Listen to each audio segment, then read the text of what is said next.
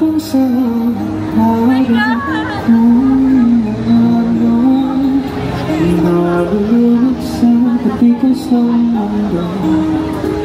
So kung ano lamang ang kaya ko,